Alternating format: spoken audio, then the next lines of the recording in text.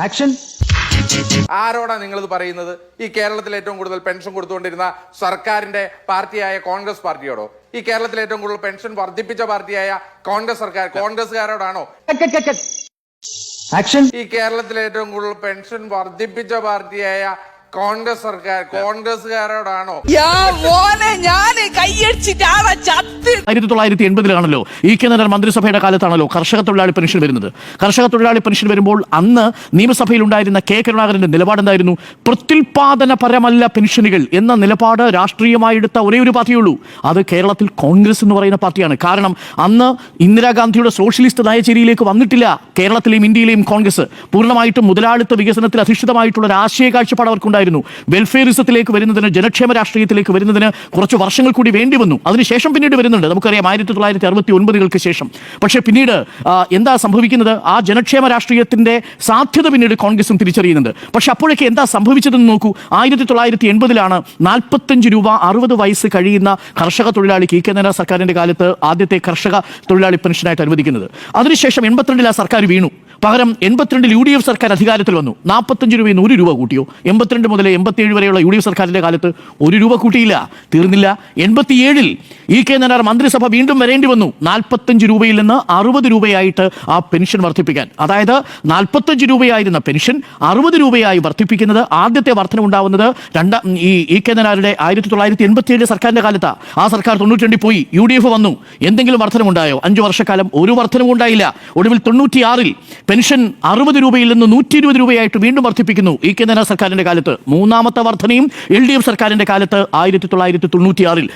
കോൺഗ്രസിന്റെ ഏതെങ്കിലും സർക്കാർ ഏതെങ്കിലും ഘട്ടത്തിൽ പെൻഷൻ വർദ്ധിപ്പിച്ചു? നാമമാത്രമായിട്ടാണെങ്കിലും 96 വരെ വർദ്ധിപ്പിച്ചില്ല. അതിനുശേഷം 2001-ൽ A.K. ആന്റണി സർക്കാർ വരുന്നു. അടിമുടി സാമ്പത്തിക ബാധ്യത നമുക്കറിയാമല്ലോ.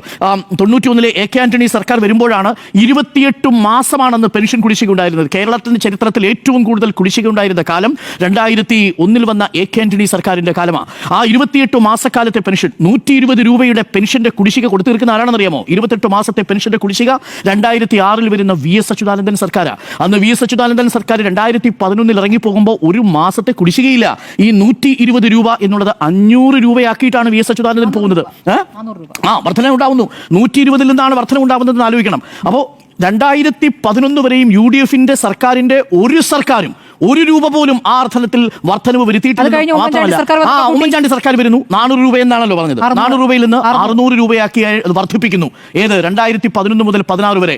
അവിടെയാണ് 3 മാസം മുതൽ ചില പെൻഷനുകൾ 11 മാസം, ചില പെൻഷനുകൾ 18 മാസം എന്നിങ്ങനെ വ്യത്യസ്ത തരത്തിലുള്ള കുടിശ്ശികയായിട്ട് പോകുന്നു. നമ്മുടെ സഭയിൽ ഞാൻ നേരത്തെ വായിച്ചിട്ടുണ്ട് സുരാജിന്റെ ചോദ്യത്തിന് തോമസ് ഐസക് നൽകിയ മറുപടി. ആ പെൻഷൻ അവിടെ കൊടുത്തു പോകുന്നു. അപ്പോൾ ഈ കാലങ്ങളിലെല്ലാം അതും 600 രൂപയിൽ നിന്ന് 1000 രൂപയാക്കി, 1000 രൂപയിൽ നിന്ന് 1600 രൂപയാക്കി പെൻഷൻ വർദ്ധിപ്പിക്കുന്ന സാഹചര്യം ഉണ്ടാകുന്നു. അതിന് നൽകിയ ഒരു വിചിത്രമായ വിശദീകരണം എന്ന് പറയുന്നത് വിവിധ പെൻഷനുകൾ ഏകീകരിച്ചു എന്നുള്ളതാണ്. ഞാൻ കണക്കെടുത്ത് നോക്കിയപ്പോഴാണ് ഞെട്ടിപ്പോയത്. വിവിധ പെൻഷനുകൾ ഏകീകരിച്ചു എന്ന് പറയുമ്പോൾ ഈ വിധവാ പെൻഷൻ, അതേപോലെ വാർദ്ധക്യകാല പെൻഷൻ, ഇതെല്ലാം കൂടി വാങ്ങുന്ന ആളുകളുടെ എണ്ണം എന്ന് പറയുന്നത് കേവലം 10% താഴെ മാത്രമാണ്. അതും മൊത്തം 32 ലക്ഷത്തോളം ആളുകൾ മാത്രമാണെന്ന് വാങ്ങിയിരുന്നത്. ഇന്ന് 62 ലക്ഷത്തോളം വയോധികരായവർക്ക്, 60 വയസ്സ് പിന്നിട്ടവർക്ക് അവരുടെ വീടുകളിലേക്ക് പെൻഷൻ എത്തുന്ന സംവിധാനം ഉണ്ടാകുന്നു. കോവിഡിന് മുമ്പ് നമ്മൾ എങ്ങനെയാണ് കൊടുത്തിരുന്നത്? കുടിശ്ശിക പണ്ടുണ്ടായിരുന്നില്ലേ? പണ്ടുണ്ടായിരുന്നു. ആ കുടിശ്ശികയുടെ ചരിത്രമാണ് ഞാൻ ഈ പറഞ്ഞത്. 28 മാസം കുടിശ്ശിക വരുത്തിയ സർക്കാർ, അതിനുശേഷം പിന്നീട് 3 മാസം മുതൽ 18 മാസം വരെ വ്യത്യസ്ത പെൻഷനുകൾ കുടിശ്ശിക വരുത്തിയ സർക്കാർ, അതെല്ലാം UDF-ന്റെ കാലത്തുണ്ടായിരുന്നതാ. ഈ വിഷയങ്ങൾ ഈ നിലമ്പൂരിലെ ജനങ്ങൾ ചർച്ച ചെയ്യില്ലേ? സ്വാഭാവികമായിട്ടും ഇപ്പൊ എങ്ങനെ ഇരിക്കുന്നു? വഴിയല്ലോ